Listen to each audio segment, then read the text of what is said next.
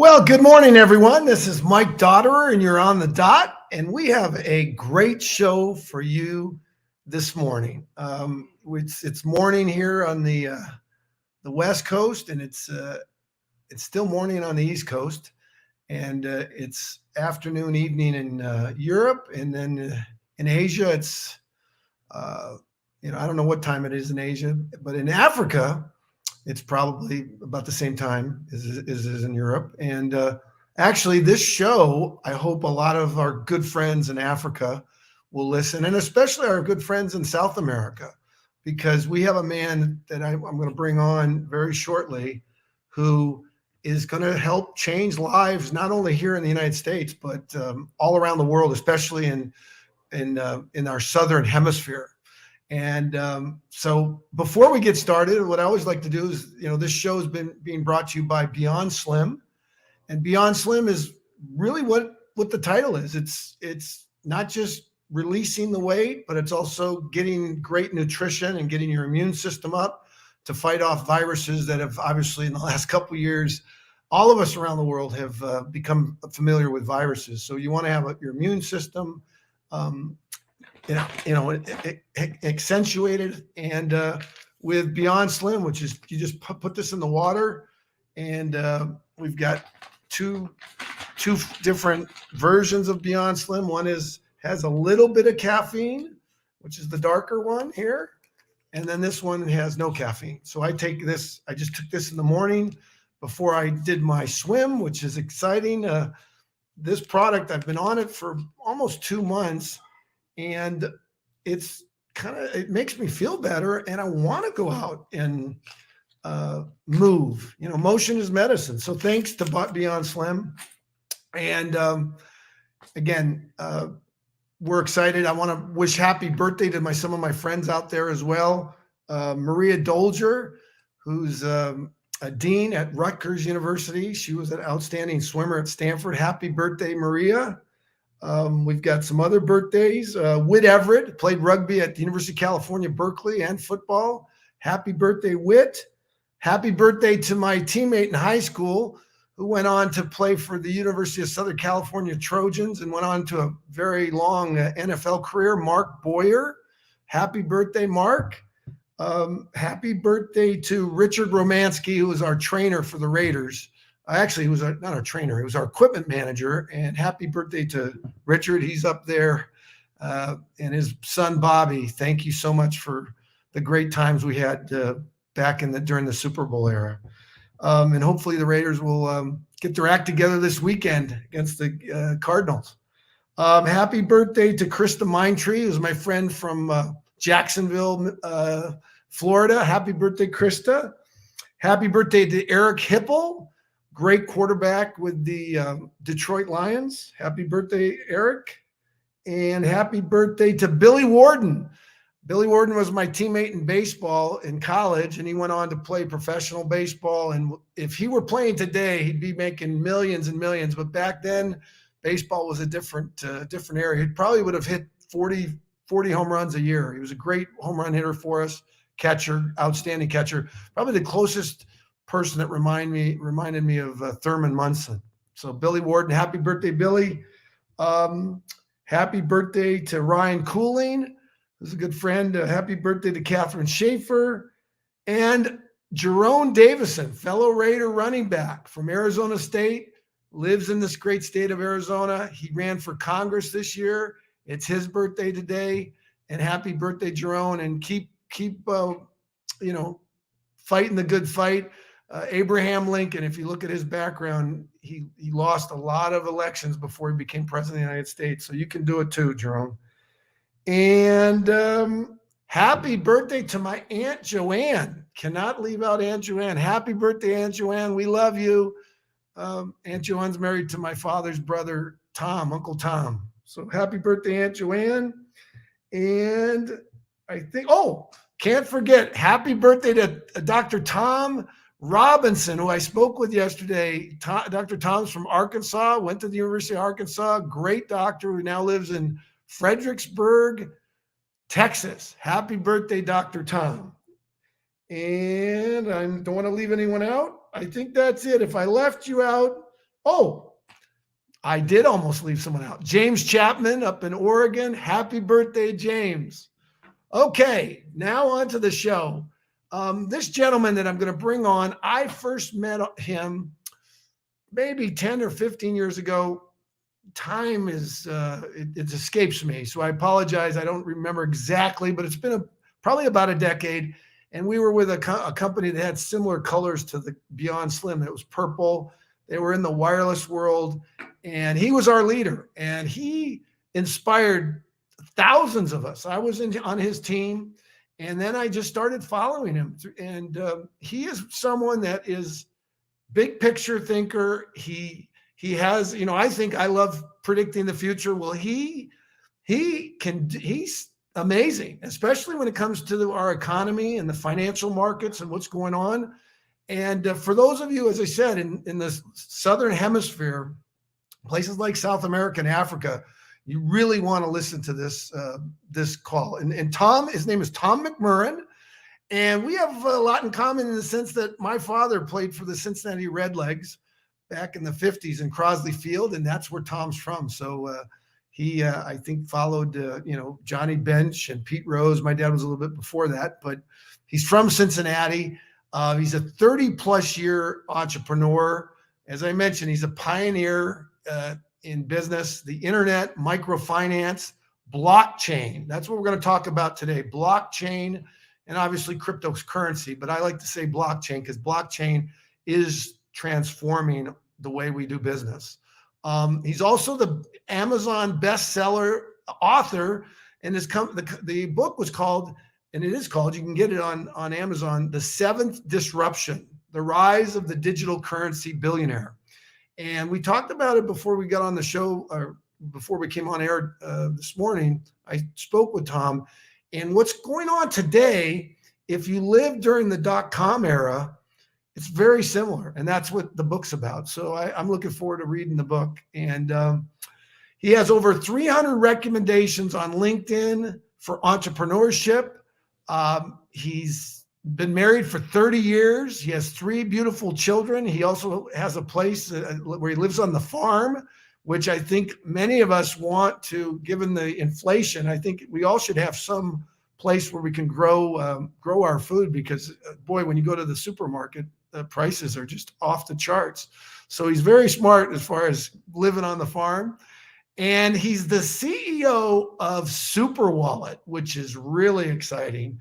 I've wanted to take my, crypto or, the things that I'm investing. I want to get my money onto a wallet. He's going to talk about that this morning. And they're the number 3 ranked Silicon Valley tech company. And he's a recent graduate of the Founder Institute. So I could go on and on. There's so much I could say about him, but you know what? I don't want to take his thunder. Actually, the first question I want to ask you, Tom, let me bring you on that right now behind the curtain. Tom, welcome to On the Dot. Yeah, great to be with you, Mike. Man, you got a lot of people with birthdays. I was looking at my Facebook list. I've got like 5. You got like 20. That was pretty incredible. So, well, you know what? I was inspired when I used to work at the United Nations back over 30 years ago, and there was a man that inspired me. He was the founder of the Business Council for the UN. And so ever since then, I love wishing happy birthday, and I can't wait to wish you happy birthday. That's great. I love it. The birthday shout out. That's the first time I've heard it. I loved it. It was a lot of fun. I feel, and by the way, I know James Chapman. I was sitting there going, I know I'm going to know one of the people, and it was James Chapman. So I can know James. Yeah, exactly. We were all on your team back in the day. You were our leader. And so, a lot of people, I like to start off on the dot with, tell us about, because your mind, we were talking earlier today, and I just could take notes. I feel like I was back in class, in a finance class at Stanford. So, but tell us how, when you were, growing up in Cincinnati, how did you develop this entrepreneurial spirit? And tell us a little bit about your background. I think like any kid, I started off doing the lawn business, and got a couple neighbors' lawns. And next thing you know, I bought my first tractor, and that led to trailers, and it led to weed whips and blowers, and then a garage. And next thing you know, I had 40 lawns, and I was getting up at 5 a.m. in the morning and sharpening blades for 2 guys that worked for me to help cut lawns. And so it kind of grew out of that. And I've always just enjoyed working, getting paid. Ended up selling that lawn business for like $65,000 when I left high school. And, that was, I was just entrepreneurial. I just never really ever wanted to work for anybody after that. And, while I was doing that, I worked at a car stereo store and, learned custom, car stereo installation and, just very mechanical oriented, can rebuild an engine. I loved always being in the garage and getting yelled at by my dad for leaving tools everywhere and leaving the oil all over the floor and, things like that. So just always a very industrious kid. Let's just say I was most likely voted not to be in class. That was the only picture I had in my senior yearbook, that I didn't go to class. I wasn't a very good student. And in fact, had to go to summer school my senior year to graduate from high school. So school was not in my ballpark, if you will. But I do remember going to an Amway meeting when I was, no, not an Amway meeting. It was a NSA meeting, water filter meeting. And I remember sitting on the front row and I was 17 years old and I had a credit card and, I had money and, the guy that invited me there told me to put a suit jacket on and all that. And I was going to my first business meeting and I saw this guy pacing back and forth and he had like a shiny gold suit on and he had a Rolex on and, he was just selling the dream. And I wish I could remember his name. But it wasn't Jeff Roberti, but it was one of the big hitters with NSA. And it was pretty funny. I looked at the guy afterwards and I go, I want to do this and I want to buy the $5,000 package. And he kind of looked at me like, how do you have $5,000? And I actually had a card that I could put it on. And he was like, okay. And then I started reading the contract and it was like, you could be 18. So I lied about my age. I'm like, oh, I'll just fudge this and do 67 instead of 68, and it was pretty funny. But after that, of course, read Anthony Robbins, his first book, Unlimited Power, when it came out. And that was a life changer. And as growing up, books like these, I've got my 1958 copy of Think and Grow Rich. I don't know if you can see it, it's blind, but it's a gorgeous old copy that I keep, by my book. That's been a classic in my life. And, it's just been a matter of diving into stuff I know nothing about and going, I can find a solution here, kind of like an engine. I can fix the problem. So that's a little background. A great work ethic. My dad woke us up every Saturday morning, taught us how to shine shoes or clean the garage or mow the lawn, and never paid us anything for it, just made us work our butts off. And I would say that we're outworking people. If you have a great work ethic, as long as you're willing to start learning, I don't think there's anything you can't accomplish. And I'm true testament to that because I didn't go to college. I just read a lot of books and I've had a lot of great mentors. I'll share my miracle strategy with you at the end. You and Abraham Lincoln. I mentioned Abraham Lincoln, Yeah. And Ohio's kind of close to Illinois, right? Yeah. Right there. You and old Abe. So, well, I had the same introduction to what I call the social referral marketing industry now. I joined, Jay Martin, who founded NSA. That's how I got started as well. Yeah. My ex-wife, I want to thank her, Michelle. She brought me to this meeting, and she had the money. She bought $10,000 worth of water filters. Oh yeah. Yeah. Back in the day, we were getting people garage qualified at 25 grand, I think, at one time. Yeah. That's what we would call it. You're garage qualified. Congratulations. Getting that chlorine out of the water. So yeah. Well, you know what, Tom, you've made it real simple because you've given me some great notes here and let everyone know I do need notes, like a teleprompter here. So, one of the things that you asked me to why should people listen to this podcast? And here are some of the topics why you want to tune in here. The state of the union of crypto. And I love what you said earlier before we went on live about it's too bad that they use the word crypto. And I'd like you to talk about really maybe coming up with a different name because people think of crypto and, everyone uses the word crypto, but it's that industry's changing. So that's one of the reasons you want to listen. The ETH merge, the Ethereum merge that just went on a couple of days ago. What impact is that going to have on our economy, our global economy? NFTs. A lot of people have heard about NFTs and the metaverse and artificial intelligence. How will that affect us 10 years from now? I hope you can talk about that. What is your investing strategy? Now, this is what's really exciting, folks. You're going to be able to listen to Tom talk about, his brilliance and where he sees the market going. So this is very exciting. I can't wait to take notes about how we all should, perhaps where we should be investing our money. And then another question, is there any indicator for the crypto space? What is your secret weapon? And he's going to, hopefully, Tom, because we talked about it earlier, you have some tips and I don't like to say tricks, but some tips for all of us on how we can maximize our portfolio. And then thoughts on inflation over the next 5 years. You pointed out, I've been focused on inflation. You mentioned we might be concerned about deflation and what the Federal Reserve does and stagnation, what went on in Japan the past 20 years. So what does the average person, Joe or Mary, do? And we look forward to you helping us understand that. So without further ado, Tom, take it away. Yeah, well, I think the one thing we talked about initially was cryptocurrency. And I think crypto is kind of a nefarious term. People they think cryptography, that it's, for criminals.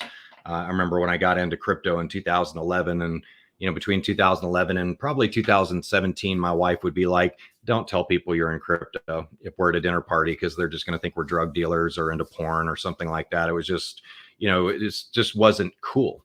And I thought it was very early stage there. I didn't realize I was pre-early stage. Being in it that early, like that was just unusual. And right now, less than 5% of the world has a cryptocurrency wallet right now. Some of you probably thought it was more than that. And I'll tell you this, I bet half of those people don't even know how to use the wallet, or how to add an RPC, a chain to their wallet, or how to add custom tokens. So I think that, a lot of people, when you look at what we're doing in crypto, we're just kind of like the internet did, where we're finding a different way to send value. Whereas with the internet, we were looking for a different way to send information. We were looking for a way to send messages.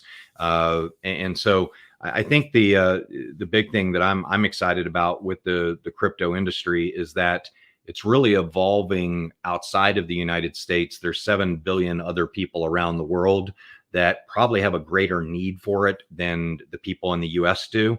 The unfortunate thing is the people in the US are buying into the work harder for less campaign, which is print more money. And, I look at, what I went through as it being, when I first got married, our financial advisor sat down with us and said, oh, you're going to need like $1.4 million to retire. 1.4 million is a joke. If I'm living the way I want to live, if I'm drawing 6% a year, off my $1.4 million, and they would recommend probably 4%, not 6%. That's like, 50 grand a year. And after taxes and paying my insurance and my auto insurance and my food cost, I'd be living below the poverty line. And so, and the reason why is they've printed more money. And my dollar that I work for now today is worth 50%, at least 50% less than it was worth back then. And so I think one of the things that crypto, the bright thing that there's two things about crypto. Historically, it goes up in value.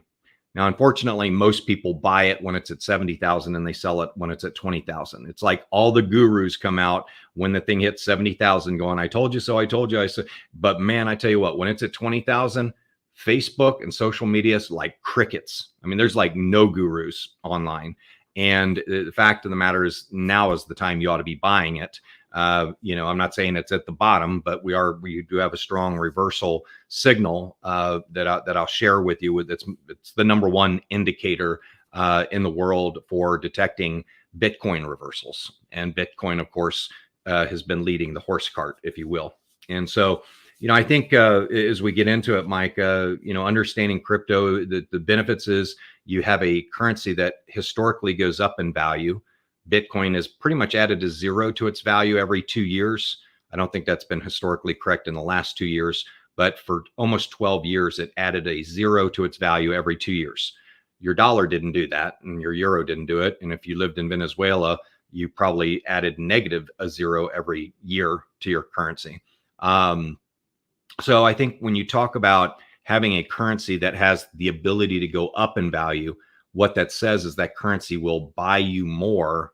I saw a chart the other day about Bitcoin and how much Bitcoin would be required to pay for an average meal, and then back in 2011, it was like 1,085 Bitcoin or something like that. And today it's like 0.000 or 0.00185 of a Bitcoin pays for a dinner now. And that's the kind of money I want. I want money that goes up in value. Okay. Now, not all cryptos are going to go up in value. Some are highly speculative. Cryptos, a lot of people say, well, what's your use case? What problem are you solving with it? There's companies like Abra that solve the cost of money transfer problems. There's cryptos that solve the movement of money or the movement of data or, a human identity issues. There's all kinds of use cases, around this, what they call blockchain. And before I dive too deep into it, I just want you to know that blockchain is synonymous with TCP/IP, and TCP/IP, most people don't even know what that is, but that's the underlying technology that makes the internet work. And it was invented by Tim Berners-Lee, and I think he was at ARPANET. I don't know the exact history on it, but he's kind of like the godfather of the internet. And then, of course, they built layers of technology on top of TCP/IP, which is today what we know as the internet, and social media and everything that we do, mobile. I mean, everything is built on this protocol, this transmission protocol that enables us to send data packets from one mailbox to another, basically. Okay. So if I have a picture here in Atlanta and I want to send it to you, Mike, I'm going to send it from my IP address to your IP address. Okay. Blockchain technology is synonymous with TCP/IP in that it's an underlying technology that allows me to send money from my mailbox to your mailbox. And we're talking non-duplicatable money, transparent, all the things we want in a financial system. And so I think it's important that people understand that crypto is not nefarious. There have been some bad actors in it, but honestly, there's more bad actors in the US dollar than there is in crypto. Okay. So if you're going to talk about corruption and what the dollar is used for to fund drug wars, it's infinitely drug dealers are going to use, they're never going to use cryptocurrency. It's the dumbest thing in the world for a drug dealer to use because everything's trackable, everything's triangleable. They can triangulate your phone. I mean, they can find everything. The minute they find one transaction you've done, they find everything. Okay. So I'll just say, if you're a drug dealer and you're using blockchain, you're an idiot. Use the dollar. That's what they've always used. But, I think, and I'm not perpetrating people doing, illegal activities, but I'm just saying that that's the misconception, Mike, that people have about crypto, is that criminals use it. No, criminals don't use it. Okay. And it's the dumbest thing in the world. So when you look at it, it's actually the type of financial system we want, because it does create that transparency, that accountability. Actually, crypto would reduce crime rather than forward it like paper money does. So anyway, that's just some general thoughts on crypto. When you understand that, the internet is what we kind of call the untrusted layer of technology, because I can send you copyrighted music. I can copy your pictures. I can create unlimited duplications of any type of document. The internet is what they call the untrusted layer. I can steal your identity. There's just no trust built into the internet. It's a horrible network. When you look at what the amount of damage it's done to the music industry, the art industry, the intellectual property industry, the internet has absolutely destroyed that space, the publishing industry, let's just call it. You add in blockchain, which is the trusted layer of technology. And now you've got kind of that chocolate and peanut butter relationship, the old Reese Cup commercial, if you remember it. You bring those two together and wow, you've got a powerful combination. And then you throw AI on top of it. And now you've got a whole nother animal. And so I'm excited about the crypto space. I hope everybody is.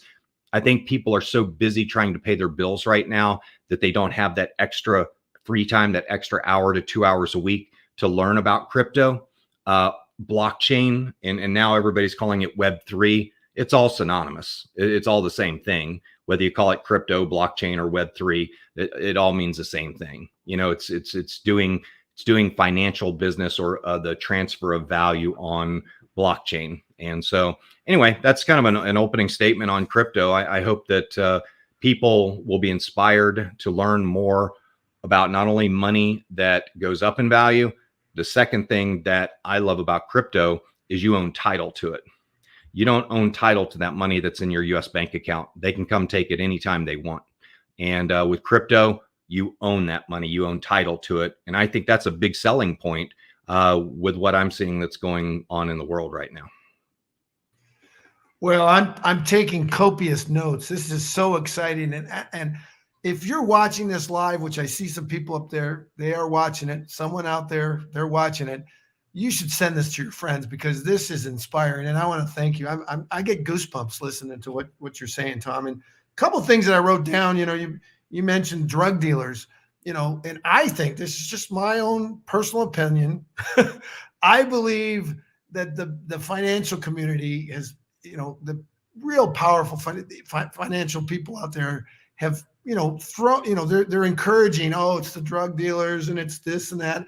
And Sure. the other topic that they say about energy, the use of energy. Could you talk about that? Because I've heard Michael Saylor talk about it. Some really smart people, and there's a lot of disinformation out there about energy. There was a little trick we used to do our kids when they'd be crying. We'd go, "Oh, look over there, a bunny rabbit. Look over there, a bunny rabbit," and they'd quit crying. Okay, that's the energy argument. Okay, so it's something they're throwing out there to say, oh, Bitcoin uses more energy than the entire country of Switzerland because of its blockchain. Yes, but it's also the most secure network in the world for money transfer, and it's never been hacked, and it's completely transparent. So, and by the way, 60% or more of Bitcoin mining machines use renewable energy, use natural, energy. And so it's just a dumb argument. Okay. Now there are some areas, where they are using power grid in California. They're telling everybody to buy electric cars, but now you can't charge them. There's all kinds of crazy stuff going on in the world, but there's just no argument there. And we've seen, of course, the merge just happen. Ethereum went from proof of work, which is how big is your computer, basically, is proof of work. The bigger the computer, the more transactions you're going to validate, the bigger rewards you're going to earn. They just moved to proof of stake, which is a much more energy efficient form of validation method, where it's kind of like, what are you willing to stake or put up as a deposit to clear those transactions? So it's not about how big is your computer, and so when we look at energy argument, folks, that's there's a bunny rabbit in the corner. They're trying to distract you. They're trying to make it the bad guy that, oh, this is the problem with energy. I promise you, the actors in Hollywood that are flying around on their private jets are burning more fuel and tearing up the environment worse than Bitcoin is. So I think it's a bunch of bullshit, to be honest with you. So Yeah. I just tell people, you always got to be careful of those narratives that come out, because there's somebody pushing it. And while it's good that the argument's brought up, it's good that we can say, okay, can we do more? There are Bitcoin mining operations that are built over glaciers, in Iceland, to use that free cooling energy to cool them down. They're using thermo power, they're using wind power. I've got a friend that's buying up excess wind energy around these windmills, and they're putting mining operations and using the wind to fund. So it's just, I would say the Bitcoin community is probably more energy conscious than any politician or anybody making the argument. I think the cryptocurrency community is a highly conscious community. That's why we're in this space, because we don't agree. I would say the amount of energy the Federal Reserve uses to print money is infinitely more expensive than the Bitcoin mining operation. So, when they build a $3 billion building in Atlanta to be a paper shredder for money, That's all the Federal Reserve does in Atlanta. It shreds money. There's no money in there. Any money that goes in there gets shredded. It's a big paper shredder machine for $3 billion, you know? So I'd say boo to that argument. Dumb argument. Don't even bring up ESG. I even posted on my Facebook the other day. I said, I'm never buying an electric car. I'm a V8 guy for life. Give me my fossil fuel. Right. Well, I must confess, I want to get the new Cadillac Lyric. You know, I call it.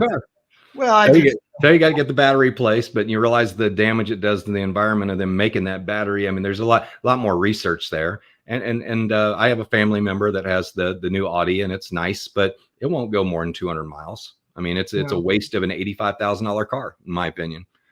Good. Well, give me a 69 Camaro, decked out for 85,000, and I promise you that car will be worth 150,000 in the next 10 years. That's a better investment in my mind.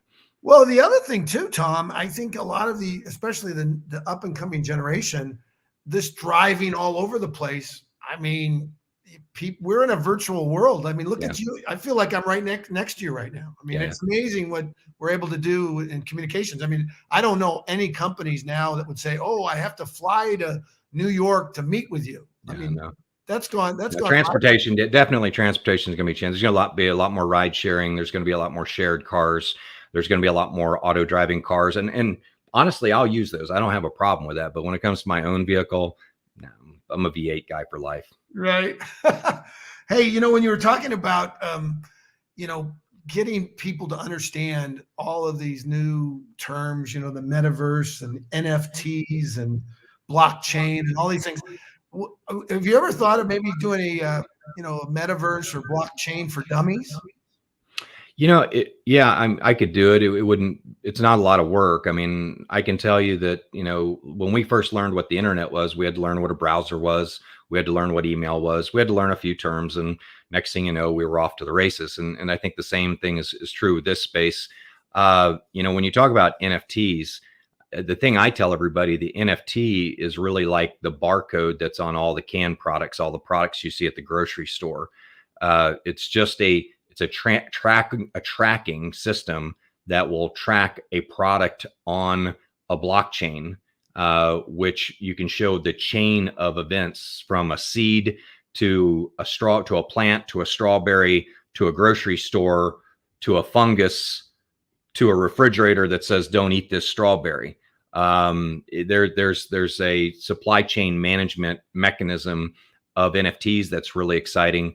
Envision Facebook Marketplace, instead of paying for an item with your Visa card, you're just going to scan a QR code, because that QR code, that NFT, a single cryptocurrency number with an assigned value, like this phone. If I wanted to sell this phone, on Facebook Marketplace, I could assign the IMEI number to this phone to an NFT. And that QR code would represent that NFT. So every time this phone is resold in the future, we know what price it was sold for. We probably know the chain of ownership and things like that. So NFTs I'm real excited, more from a retail standpoint than I am the art industry. This whole Ape Coin and Yuga Labs and all that stuff. I'm not into that. I haven't bought any of those NFTs yet. I don't plan to. I think they've used it to prove a use case.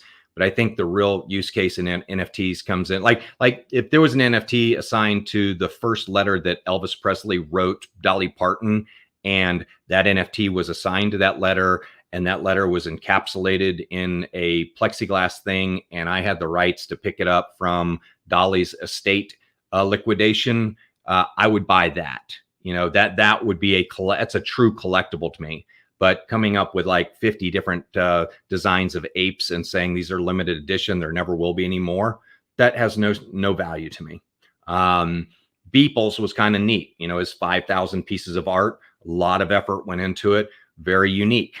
Jack Dorsey's first tweet, actually kind of cool, but we saw that it went up for $2.4 million, and I think it ended up for selling for $224 or something like that. So I think NFTs are going to be big. And an NFT, just envision, it's just like the barcode on the back of a can, but the NFT would be specifically for that can. Like we would know everything about that can of beans. Okay. The value of it, where it was from, where I literally scan that QR code and know everybody who touched that can. That's how incredible blockchain and NFTs are. Metaverse is 10 years out. In my opinion, I think there'll be some people spending a lot of money like Zuckerberg's doing on Metaverse to kind of show people the potential of it. And I have a lot more respect for Zuckerberg after listening to his podcast with Joe Rogan and Lex Friedman, and really understanding how he thinks. I really think he has good intentions on what he's building. Obviously very smart, and even though he's the most hated guy in the United States in the technology industry, I think 54% of people hate him. He's just a brilliant dude. And he talking about the metaverse, Mike. You and I will be both walking on our treadmills, or you'll be swimming in your pool. I'll be walking on my treadmill. We'll have our goggles, our VR goggles on. You'll have your VR swimming goggles on. I'll have my regular glasses on, and we'll actually be walking down the store in a grocery store while we're exercising. And we'll be buying groceries, and you and I, hey man, let's meet at the grocery store while we exercise. And we'll be able to go down and say, give me some of that Kraft macaroni and cheese, give me some of that lettuce. We'll literally go down and fill up our shopping cart. And by the time we're done with our workout, you and I have kind of talked while we've been working out.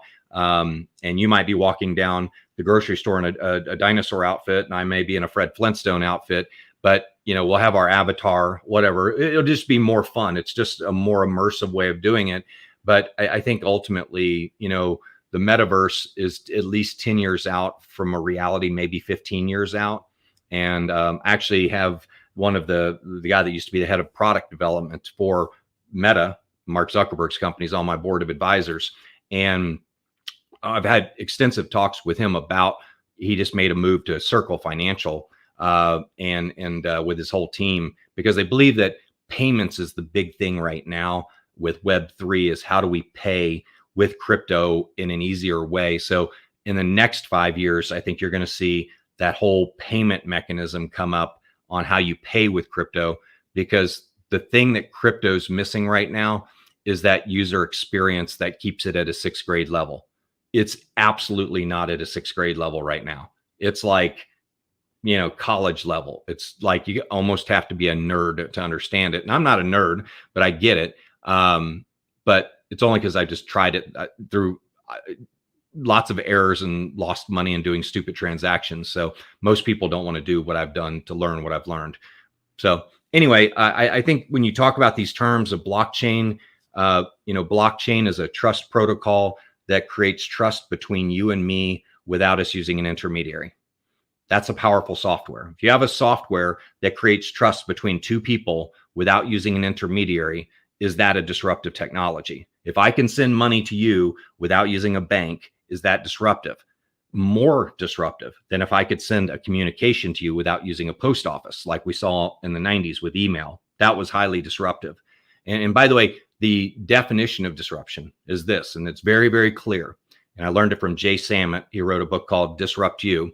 But his definition, which I've carried on, which totally believe, is when you cut the value chain that is vital to the existence of a corporation, a country, an industry. When you cut that core value chain, that's disruptive. So if I can send money to you without using a bank, I've just cut the core value chain of the banking industry. If I can create trust between you and the airline without a travel industry, without travel agent, I've just killed the travel agency industry. There's just so many of them. If I can create an AI digital human that replaces the Mercedes salesperson that can sell you your car and arrange your financing, I've just killed the salespeople industry. Okay. And don't believe me, go to Soul Machines. That's what Mercedes is doing. And about 50 other corporations are working with Soul Machines. So, and I have to say, I've done a little car sales, just to have that experience. Yep. And I'll never forget, Tom, you'll get a kick out of this story. I was in Pittsburgh, Pennsylvania, and I was working with Acura dealership in Pittsburgh. And my manager said, "Hey, you're going to work with this person named Karen, and she's going to help assist you on the internet when I communicate with people that are looking at Acuras." And so I said, "Great." And so I would send an email, and then Karen would follow up with another, behind me. And I was just so impressed because Karen was helping me connect with all of these customers. So after a couple of weeks, I went to my manager and I said, "Hey, excuse me, but I would like to meet Karen, or could I call her?" And he was talking to someone, and he said, "Oh, excuse me." And he pulled me aside and he said, "Michael, Karen's a bot." So did you get her number? No, I did not get her number, but I knew then, Tom, that my career as selling cars was going to be very short-lived. Yeah, that's true. Yeah, it's amazing. Blockchain, like I said, it creates trust between two parties. It will eventually eliminate Uber because, my Bloom score, your self-driving car will be sitting in your driveway. You don't use it at night. You're going to program it to go out and pick up people that have a Bloom score of 700 or more. And if I'm out and your car is available, I hit enter on this app. The app has nothing to do with Uber. It connects me directly with you because it's peer-to-peer, person-to-person. And it connects me directly with your car. And the car is going to go, does Tom have a 700 Bloom score? Oh, he does. I'm going to go pick him up, take him where he needs to go. And your car is going to take me, come back to your driveway. And by the time you wake up in the morning, you need it for work, it'll be sitting there. That's, in my opinion, that's less than 10 years out. We're going to see your car will actually start paying for itself and it will go to work for you. No different than your avatar will 15 years from now. When you decide, I'm going to take my avatar and one of them's going to do a podcast and the other one's going to sell cars and the other one's going to do this. And I'm going to buy a doctor package for this avatar. So this one can be a doctor or a therapist. It's going to be a different game in the next 15 years, 20 years for sure. But by the time you and I part this world, we're going to be seeing some pretty crazy stuff that we would have thought with the Jetsons was weird when we were growing up. Okay. Now we see all this, the self-powered vacuum cleaners and the robots and all that stuff that's in our house now. That was stuff we laughed at. That was our cartoon. Yep. Not a cartoon anymore. It's real. George Jetson. I loved him. You mentioned cars. There's a company, and the company, Turo, car sharing. Mm-hmm. Yep. They're already doing it. Turo, right? Yep. But that's different. Turo's an intermediary. Oh, good point. Yep. They're an intermediary. I would rather have a blockchain-based one where I don't have to pay Turo's fees. You'd rather have something peer-to-peer where you make all the fees. And then the miners get a transaction for validating I'm me and your car is your car, and the location, geolocation. Just when you think about anyway, that's another topic. I mean, there's so much disruption. The idea of building a power grid within a neighborhood and us all being able to buy power from each other's houses, via blockchain, and you're at work, you're not using the power that your solar shingles are generating. I'm at my home in my jacuzzi. I need some power. I'm going to buy it from your house. So you'll have these blockchain-based power companies, and the power companies will just rent the grids to the neighborhoods, and the neighborhoods will produce all their own power. Stuff like that. I mean, it's just, and all that stuff's already being built. So, but I don't know. I mean, I think that's it's an important thing. Well, what's going to be great about this on the dot with you, Tom, today. 10 years from now, we're going to watch this and say, boy, look what Tom, he predicted this. I did that with my book in 2015. I've been working on a revised version of it, and it's just going to be revised because I got it wrong. I said the rise of the digital currency billionaire.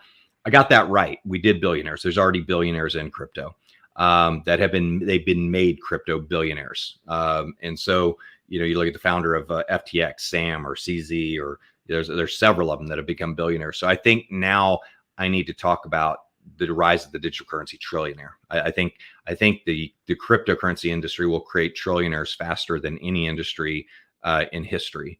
And it's only because, when you look at the digital wallet space that I'm in, the digital wallet industry is a $1 trillion space right now. It's expected to grow to $7 trillion in the next 5 years. That's $3.8 billion per day. Now, I know you're excited about being in the health and wellness space, and kind of the vitamin weight loss industry is probably a $50 billion industry. The wallet industry is going to grow that bigger than that every 15 days. And so well, I do have to say, no doubt it's gonna be bigger. Yeah. But if you don't have your health, no, I got you. I'm just saying that in the size of the industry, when you look at the magnitude of the money industry, the finance industry, it's it's $100 trillion industry now with all, it's probably more than that with all the fake money they've created, but since COVID. But at the end of the day, it's an exciting space to be in, because wallets, just like apps, have gone from apps to super apps. Uber was just a ride hailing app, and now it's food delivery and package delivery, and it's a wallet and a whole bunch of other stuff. So now that's called a super app. What we're doing with the digital wallet is we're adding apps to it that make it a super wallet, apps that make you money for your life activities. And so it's an exciting space to be in. But I don't know, I got some great things I'd like to share. I'd like to really give some value to your listeners. We had talked about one thing, the reversal indicator for crypto. What if you had an indicator that told you where the top was and where the bottom was? Okay. And I'm talking on a macro level. I'm not talking for day trading. I'm not talking for getting in, getting out. I'm talking about not buying at 70 and selling at 20, but buying at 20 and selling at 70. What if you had an indicator that could show you that? Okay. And there's one indicator. No, and all the big names, you talk about the Michael Saylors of the world, they pay attention to this indicator, because this is probably the most important one. But it's called SOPR, SOPR, and it's spend output profit ratio. Okay. I'm giving you a golden tip that you'll never hear anybody talk about this indicator on any podcast. And the reason I'm talking about it is because I want y'all to buy low, and I want you to have the ability to sell high. And unfortunately, like I said, it's usually the other way around, because you usually get coaxed into buying it when all the crypto gurus are out on social media. When it's at 70,000, they're all showing their Ferraris and their Rolls Royces and flashing all their money, and then all of a sudden it goes to 20,000 and they're back to selling books again, but the reality is this, the SOPR basically, it indicates how many people have sold at a profit versus how many people have sold at a loss. And it has a +1 or -1 indicator. And when it hits that indicator, it reverses. I'm not going to give a bunch of education on it, because I'm not a financial advisor or anything like that, but I will tell you it's what I use. Okay. And when it hits 70,000, and this indicator has been right over 99% of the time. Okay. It's not going to pick the bottom. It's not going to tell you when the bottom is, but it's going to tell you when we're at the bottom, what's the majority of the people have sold at a loss that bought at a higher price. So it's going to say how many people have bought at a higher price that have sold at a lower price now. And when that gets exhausted, it's going to flip the indicator, and it's going to say, okay, everybody who dumped got out because their egos were bruised. They got out and they lost money. Once that is dried up, and that's all on-chain data, it's very easy to see, then all of a sudden you'll see the cryptocurrency starts going back up. And the same is true for the amount of people who sell at a profit at the top. When that gets exhausted, all of a sudden, that's when the sellers come in and the thing starts dropping again. So, I think it's very important, or the volume dries up and the price starts dropping, because Bitcoin is truly a supply and demand product. There's really no economic fundamentals to Bitcoin, except for if there's more buyers, it's going to go up in price. If there's more sellers, it's going to go down in price. But definitely look up SOPR if you're a buy and hold person like I am. And I'm not buy and hold. I mean, I might take 25% of my position if SOPR gets and trips the signal at the top. I might take 25% of my position and put it into cash, like money market, USDT, or not USDT, but USDC, and then when it does come down, I'll re-add to my position. And I'm getting better at spotting that thing. And I'm really excited about that indicator. So do yourself a favor, go to Glassnode and learn about SOPR. And if you are buying and doing dollar cost averaging, when you see that SOPR trip that signal at the top, folks, it's time to get out. at least a position, a percentage of your position, and then get back in. So that's one tip I wanted to give your audience. Nobody ever talks about that signal, and it is the number one signal in the industry. I just went there when you brought it up. I just went and looked it up, and there it is. Glassnode Academy, SOPR, spent output profit ratio. Yep. In Glassnode Academy, is that a good place for people to learn about? Yeah, for anything financial. It's so funny. It's such a valuable site, and they don't advertise. Nobody ever talks about it. But Glassnode's it's pretty technical stuff. But as you start following it, you realize it's the stuff on there is highly credible. So that's great stuff. I was taking some notes here. Did you ever see that movie with Ryan Reynolds called Free Guy last year? I would be surprised if I didn't, because my wife loves Ryan Reynolds. But was it the comedy movie with somebody else in it? Well, it was the one that was about augmented reality, the metaverse, and I was I'm sure I've seen it. I actually watch a lot of TV at night. My wife and I are we're making our way through Vikings right now, which is just unbelievable. So don't tell me what happens. We're in season 3.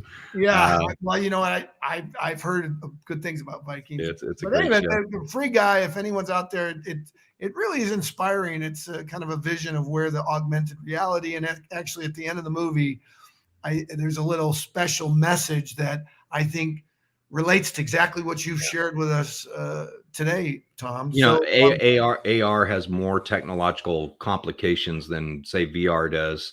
AR is going to be very interesting. XR is going to be incredible. But the big restriction right now is packing all that stuff into these things right here.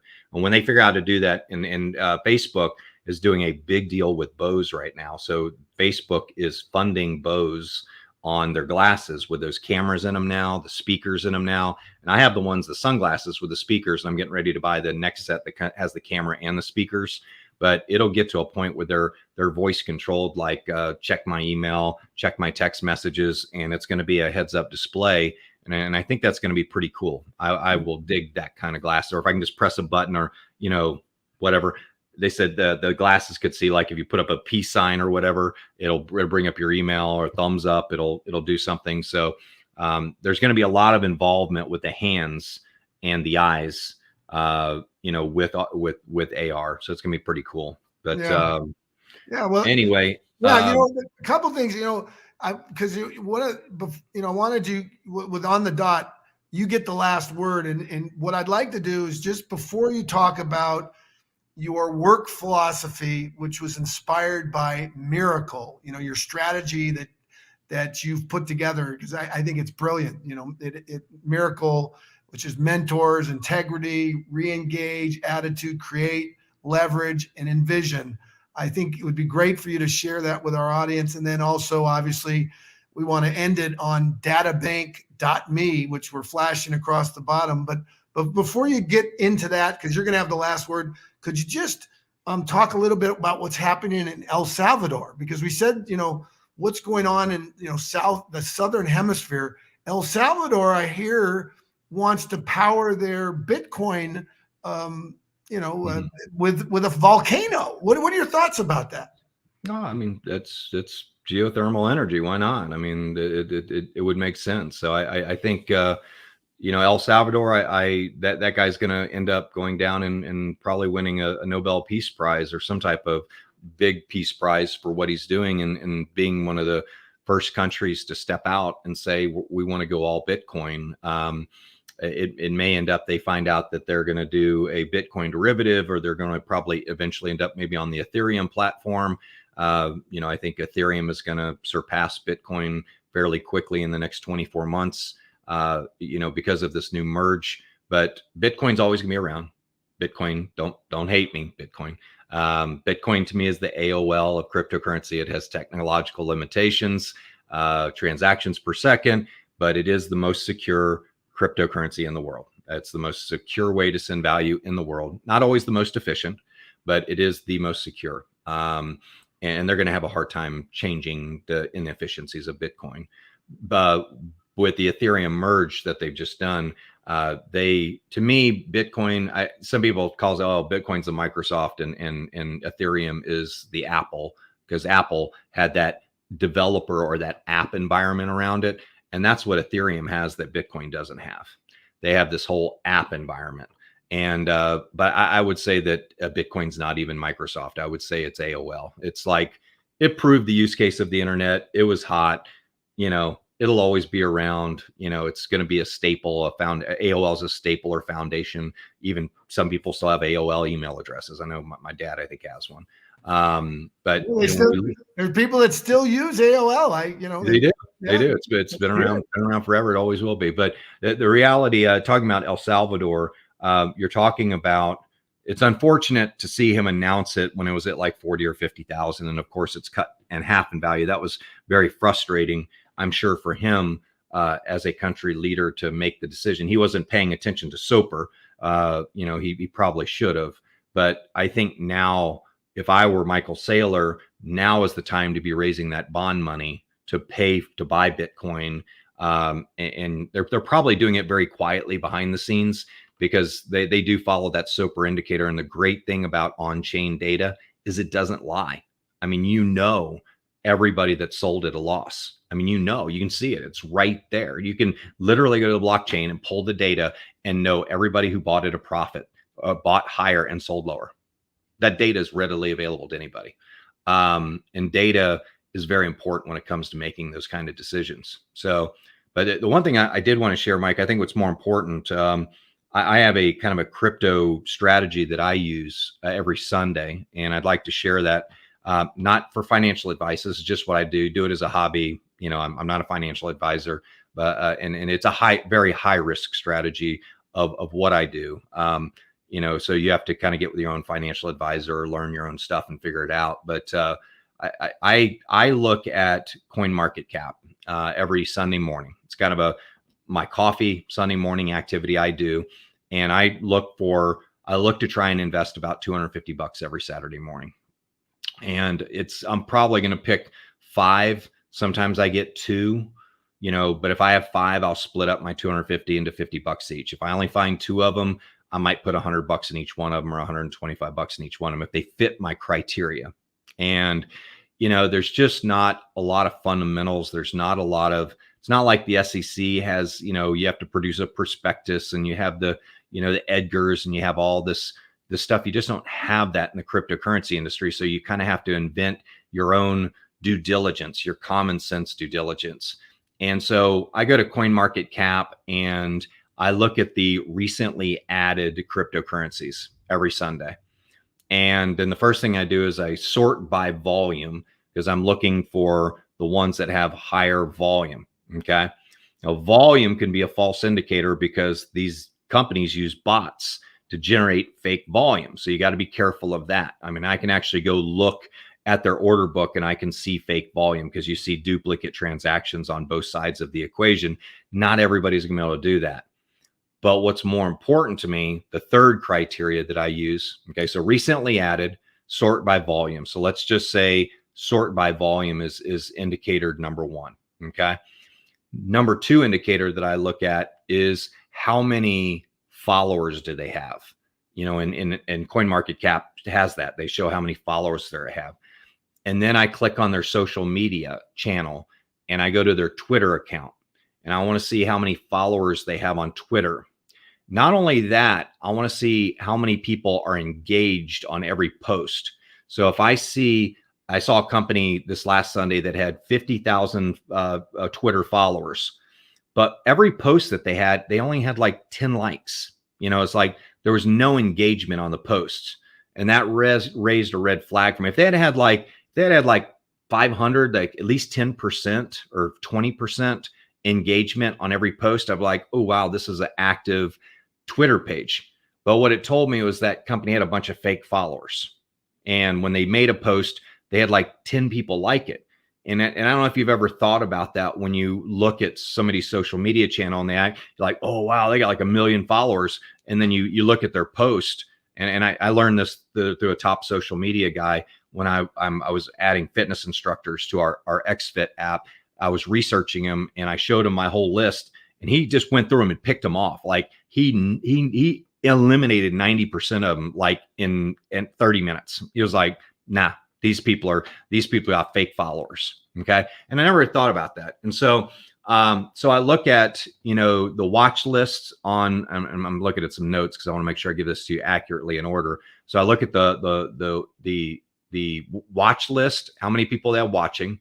Oh, by the way, that one that I picked had like 25 people on its watch list. So that was kind of a red flag right away. But I clicked on the social media. I looked at the social media. Oh, 50,000 followers. And then I looked at the engagement on their posts. No engagement whatsoever. So that was two red flags. You're out with me. Okay.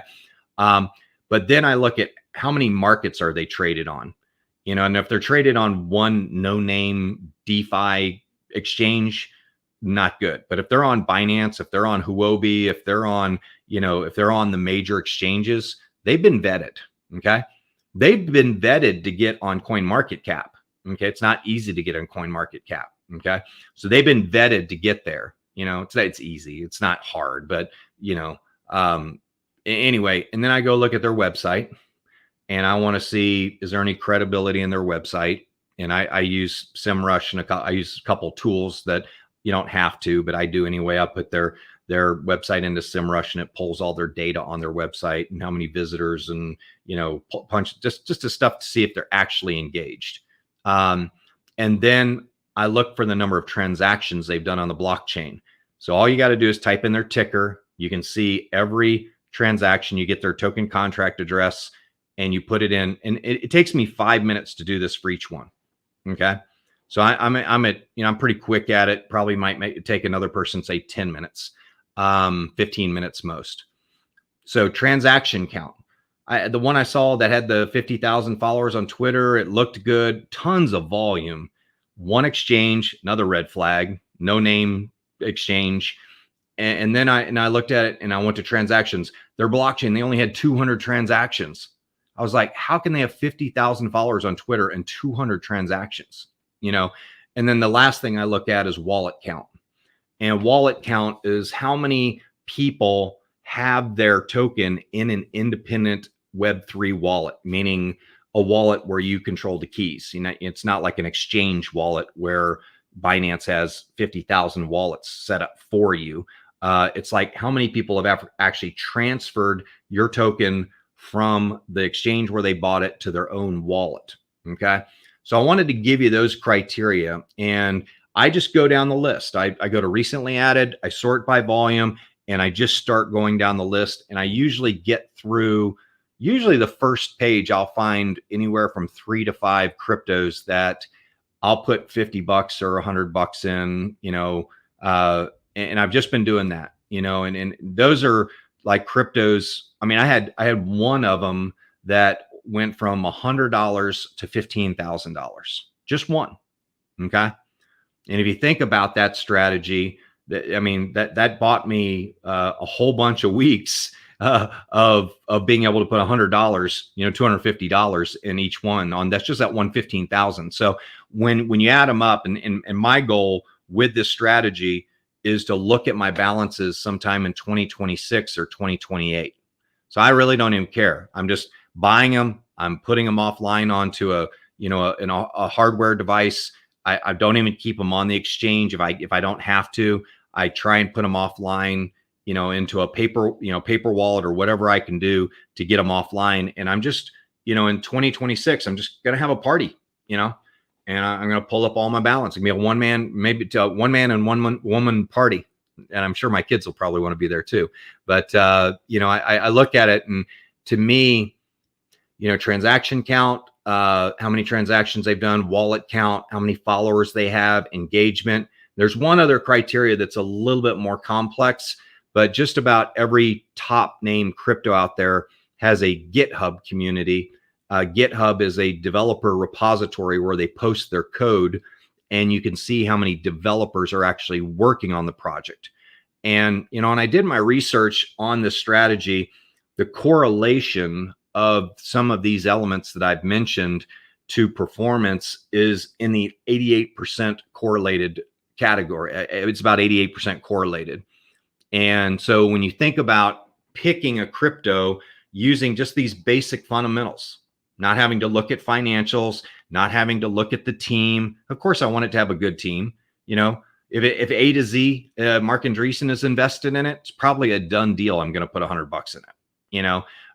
And so, but my thought is I would rather have 10,000 cryptos, you know, with $100 in each one, and that'd be my $1 million portfolio, than have, you know, 10,000 and 100 cryptos, you know, or 100,000 and 10 cryptos.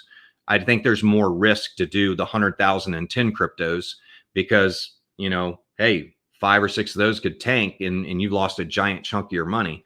But I think at the end of the day, you also have to have, you know, if you had like 100 grand, you might say, well, 50 grand is going to go in the top 25 cryptos in CoinMarketCap, and I'm going to spread it equally. But then this other 50 grand, I'm going to take and do this strategy of trying to invest that 50 grand into, you know, 500 cryptos with $100 in each one.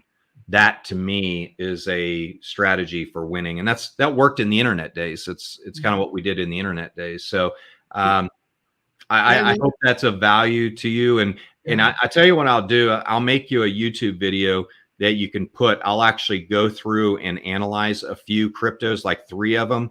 But maybe this Sunday, I don't know when this webinar, this podcast will be published, but this Sunday I'll screencast some of my, or maybe just my entire session, and you'll be able to put that link somewhere in the notes where people can just watch me pick 3 to 5 of them.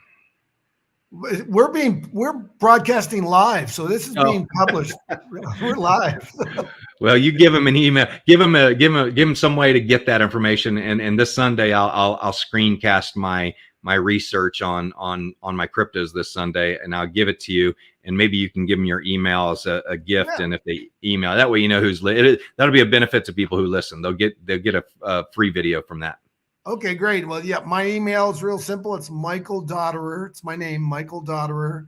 Instead of Mike, it's Michael Dotterer @gmail. So if you want this gift that Tom is giving us, just send me an email and we'll get it out to you. Tom, before you get to have the last word, because you said you want to know the miracle strategy. Yeah, right. The miracle strategy. Well, yeah, the miracle strategy. And, you know, I just mentioned there was something I just wrote here. There's so many notes I'm taking, but I just want to thank you so much for coming on the dot. And I'm going to be watching this over and over again, almost like when I watch the Raiders. You know, I tape it on. You watch those game films, though. And I watch the game film over. Well, this on the dot, I'm going to watch and watch and watch, because I think you've given us in our audience such wonderful gems and great advice and great knowledge. So thank you so much. And again, you get the last word. I know that, you know, you want to talk about databank.me and the SuperWallet, and maybe that might be the what you want to talk about, but you get the last word. Don't hang up, but when you finish the whatever you're going to say, I'll turn off the recording. So thank you.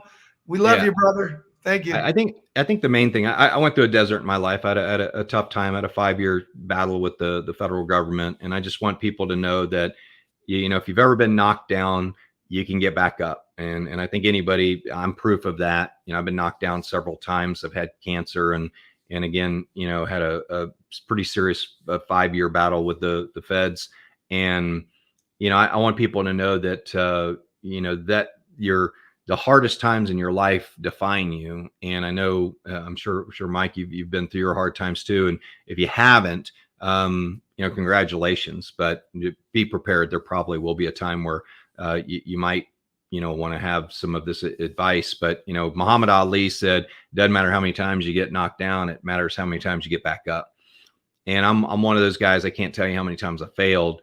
I can tell you how many times I won because I can count them on my hand. You know, the amount of times I failed, I can't. There was so many of them. And so I think if you're willing to admit that failure is okay, as long as you learn from those lessons, you know, especially if you're, you know, kind of want to be a pioneer in a high risk industry and do things that nobody else is doing, you're probably going to fail more so than anything. But failure is, I think, a part of success that you can't ignore. It comes with it.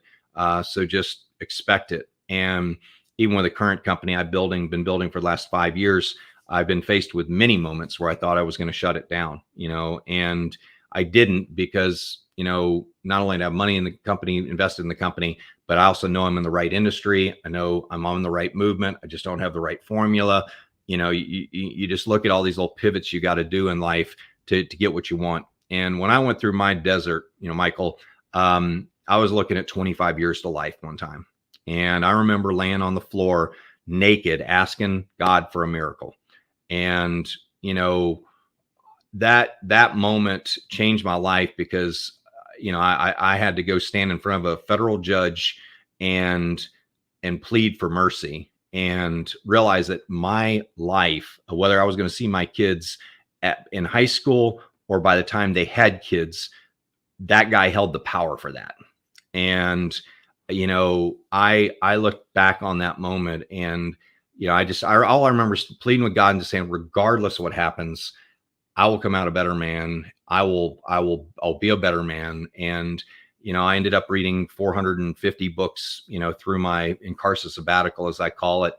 And, you met me right when I came out, and I became, the top 3 or top 5 sales rep in that mobile phone company, and recruited 55. I was eager, the minute I got out, I was on fire. I was like, I'm ready to kill something, I'm going to crush something.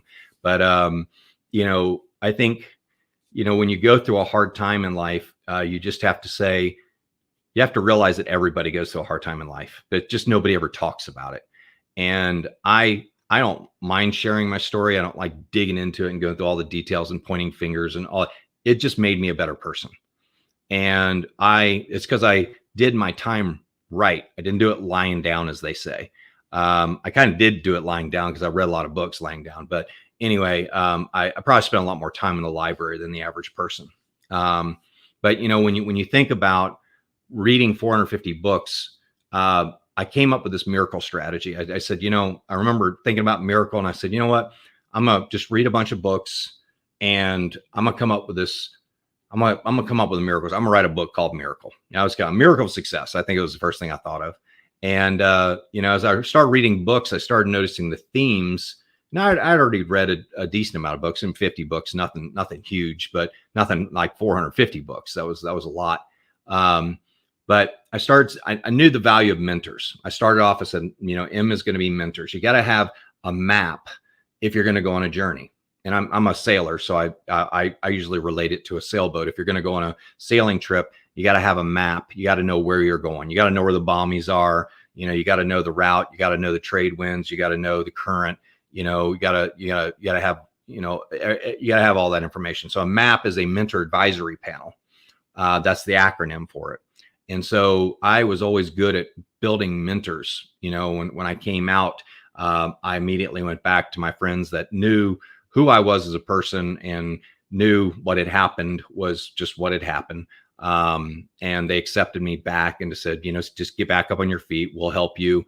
And had great people around me. And so, went back with a lot more humility. I will tell you that. So map is a real big one. So that's kind of a memory icon. When you think of mentors, it's a map. I is kind of inner awareness leads to integrity. When I got in trouble, I had no inner awareness. I didn't know who I was. I was a lost kid, Mach 3 with my hair on fire, drinking 2 bottles of Jack Daniels a week, raising tens of millions of dollars. And I didn't know what the hell I was doing. All I knew it was a good party. I was making money. Friends were happy. Internet was blowing and going. And then 2000 came and the internet collapsed, and what Warren Buffett said, he says, it's only when the tide goes out, who's swimming naked. And so, inner awareness leads to integrity. And to me, integrity, if you're going on a sailing trip, you got to have a compass, right? Because you got to know what the true north. And if you've read any of Stephen Covey's books, and I know you have, Michael, Principle-Centered Leadership was one of the best books I've ever read. I read all of his books, and that one had the most impact on me. So compass is your second memory icon. You got your map, and now you got your compass. And then you got R, which is re-engage your purpose. I was watching a friend of mine, David Wood, just put out a video the other day, an old video that from 2013, and I watched it last night. And it was, when you find your purpose, when you're purpose driven, Rick Warren, purpose driven life, you talk about, you're doing it for a reason other than money. Okay. If I was doing my current business for the last 5 years for money, I would have quit a long time ago. But I realized I'm building a super wallet for life that will fund millions of people's lives around the world and help them lift themselves out of poverty. So that's kind of my purpose. You got to have purpose in life. And if you're doing something for just money, I think you're going to end up becoming lost in what you're doing. So, when we think about re-engaging that purpose, we think of the throttle on the boat. There's reverse, there's neutral, and there's forward. And I think, unfortunately, Michael, a lot of people are in reverse. They're not even in neutral. They're like making decisions against themselves. And I would say at a minimum, get into neutral, at least where you're not hurting yourself or going into debt is being in reverse. I've never used debt. Okay. I don't believe in it. My dad never believed in it. He paid cash for everything, so at least get into neutral and say, I'm not going to go into any more debt. I'm not, what the Latin meaning of mortgage is? Lifelong death. That's whoever named mortgage had a sixth sense of humor, lifelong death. Okay. But when you're engaged, it's like, okay, now the only assets I'm going to buy are assets out of positive cash flow or out of investment income or out of gains. I'm not going to touch my principal or, re-engaging that purpose. It's like, I have found something that I'm Mach 3 on with my hair on fire, and I'm totally conscious about what I'm doing. Okay. So when we think about, the memory icon for miracle, we're talking about the gear shift, and I want you to slam that thing into forward, Michael, so hard that you bloody your knuckles, like you hit the fiberglass, when you slam that thing into forward, because when you found your purpose, that's what happens. It's like you just lay that sucker down and you don't let off the forward. And then there's attitude determines your magnitude. You're looking at a guy who has never watched a scary movie in his life. I don't listen to rap music. I don't even listen to country. I love country music, but it's always so depressing. And they actually have psychological studies on country music that it actually depresses you, and so I'm very conscious about, that may sound ridiculous because, I really love the sound of country music, but I listen to Spanish guitar all the time. I listen to a lot of music without words, but if I do listen to word music, I like kind of gospel music and inspiring music. And so I'm a big believer that whatever goes in your eyes, your mouth, or your ears determines your destiny. So input determines your output. You all are a supercomputer beyond belief, and you feed it crap. And guess what it produces for you? Crap. Okay. And so if you're wondering why your life sucks, look at the sucky content that you're putting into your mind. Okay. Start analyzing the people you're hanging around with. Do you hang around with the guy that cusses all the time? Do you hang around the guy that's negative all the time? You hang around the water cooler, or are you getting away from the water cooler and going and listening to a podcast and learning something new to improve yourself? So folks, I will tell you, if you want to change your life, you got to change your input. And that's why I'm a big believer in, Think and Grow Rich. Go buy you some antique copies of books and take advantage of these. And this is one of the originals right here. It cost me $300, but it sits on my desk and I read pages out, chapters out of it all the time, because this is a book that matters. Okay. And there's 20 more of books like this. This isn't the only one, but if you're going to start with one, start with that one. Think and Grow Rich. Okay. It's one of the best. And then, so attitude determines your magnitude. And if we're talking about powering your life with attitude, we're talking about fuel, or we're talking about the throttle. Turn up those RPMs, folks. Make sure you're putting good fuel in your tank. If your fuel's got water in it, folks, you'll realize you're going to blow, you're going to damage your engines. Okay. And so I think it's very important that, whether it's your fuel, your food, sugar, terrible. We know sugar is a poison, we know alcohol is a poison. I still drink, but I don't drink a lot. But I look at, what you put in your body matters. Okay. And then miracle. C, got to learn how to spell first. C is create consciously. Mike, I know you're very conscious in what you do. I know you're a very conscious person, but conscious for the environment, conscious for what you're creating, conscious about your business. Don't do anything unconsciously. I can't stand unconscious people. I mean, you see them all the time. Those are the people that are texting in the fast lane, not paying attention, going 55, don't care, going to cause a wreck. They don't care, you look at people like that all the time. The person who's super loud in the restaurant and, or whatever, and they just don't care about anybody else. Be conscious about everything you do. And, that consciousness is, to me, when you think of the memory icon for consciousness, you're talking about that manifest. When you go on a trip, you got to be conscious about your food supply, your fuel supply, your water supply, everything. So you have a manifest when you go on a trip. You know who your crew is, their qualifications. It's kind of like when you're building a company, you got to be conscious about every single person. You got to be careful not to bring on liabilities, and things like that. And it's like anybody I do business with, I pull an Intellius report on them. It costs me $5. I know everything about them, everything about them. Cost me $5. I just want to be conscious about who I'm dealing with, And so I think it's important that, when you start getting into business and you start driving and becoming successful, you start deploying some of these conscious tactics to make sure that you're aware of everything that's around you. And you say, I have intention to consciously create this. And that's why I'm creating this platform. And the intended effect is this. Okay. There's going to be some unintended effects that you might have to pivot from and things like that. But creating consciously, that is your manifest. It's your business plan. It's your trip plan. It's your inventory. Okay. So think about that. L is leverage. Okay.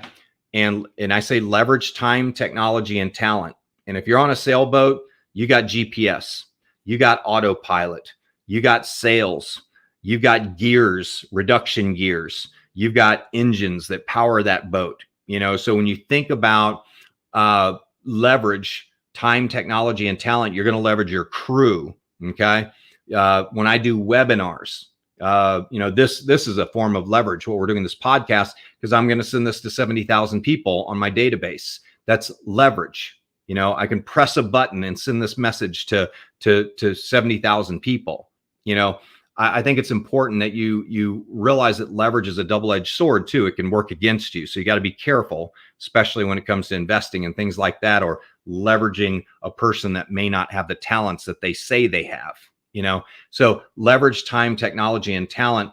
And, when we think about leverage, the memory icons on a sailboat, you think about your GPS, you think about your engine, you think about your sails. There's leverage in the wind, the sails, and the rigging that holds that wind. So you're leveraging, your sails to create more wind energy to propel you forward.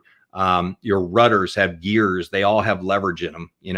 And so I think it's important you understand that. And the last thing, Mike, is E. Envision what you want to build. Walt Disney, if you haven't read anything on Walt Disney, what a genius this guy was, to take his ideas and build them into what he built them, just a true genius. And I think anybody who says, I see a problem, there's poverty in Nigeria or there's poverty in Africa, but there's 5 to 8% mobile phone adoption. There is satellite internet now giving access to 95% of the world. There is cryptocurrency wallets that are enabling people who can't get a bank account to be able to start transacting with people anywhere in the world. And you start looking at macros and you go, wait a minute, those 3 macros are all coming together in the next 5 years. Maybe I could build a company like databank.me and the SuperWallet and build a company that lifts people out of poverty. And that's what I've envisioned with databank.me. is we're going to take the old traditional digital wallet and we're going to add apps to it that help people make money off of their data, because we know data is the new oil. Economist magazine said that in 2017. But I think it's important that you understand that I applied this miracle strategy in the last 5 years to build a company that's done 5 million in sales, that is now a Silicon Valley top 3 ranked tech company. And we're making waves in the cryptocurrency space because we have a real use case. We are trying to solve a real problem, and we've got a technology that does that, and we have timing on our side. In fact, I probably started the company 3 years too early. I probably should have started it like 2 years ago. So my timing was a little bit off, but I believed enough in the mission and the platform to stay with it. And now we're seeing, triple digit enrollments every day. And hopefully we'll evolve that over the next 6 months to, quadruple digit enrollments every day. But people want a wallet that pays them money. Why have a wallet where you can just send, receive money when you can have a wallet that actually makes you money? And that's kind of my kickoff of my company. I don't need to talk about it too much, but they can go to databank.me. But if they want a free membership that's valued at $300, they want to get $300 of our cryptocurrency, they can go to mydatabank.info, mydatabank.info. And that is a free gift to all of your listeners that made it to the end of this webinar. With that, there's no money required. No credit. We don't even take credit cards, by the way. We only take crypto, but no credit card required. And you will be able to earn $300 of our crypto over the next 12 months just through human activities that you're currently doing for free. Okay. So activities you're already doing for free, my company will give you $300 just because you were at the end of this podcast as a special gift to your listeners. mydatabank.info. Go there, sign up. You'll get a free activation email, put in your password, and you'll get some emails that'll teach you all about getting a super wallet for living that will pay you for life. And we're going to show you how to make money off of the number one asset that you have. And that is the ability for you to create user-generated data every day. We're going to show you how to make money off of that. Okay. And so mydatabank.info, you got it right. Awesome. Mike, all I can say is this. I want people to own their world, be the creator that they are, be the miracle maker that you are. Apply those 7 steps. Okay. Oh, and by the way, I forgot the memory icon. The memory icon was the telescope. You got to see where you're going. You got to see into the future. And if you're building a business now, if you're building a business right now, Mike, you better be looking 5 years out of where you're going to be in 5 years. And I've learned that going through these Silicon Valley incubators is that if your business plan is about solving a problem about tomorrow, forget it. They're not going to invest. But if you're going to solve a problem that there's a known problem that's going to be a big problem in 5 years, they're going to invest in that. And so make sure you're doing that the correct way. So I don't mean to be a fickler, but take the S off there. Okay. Should be just go to www.mydatabank.info. Thanks, Mike. It's been a pleasure being on the podcast with you. And I hope Soper changes your life. I hope picking those little cryptos every Sunday changes your life. And I hope my miracle strategy empowers you to own your world instead of lease your world, because there's a big difference between owning your world and leasing your world. Owning it means it's yours. Leasing it means it's somebody else's. Thanks. OnTheDot.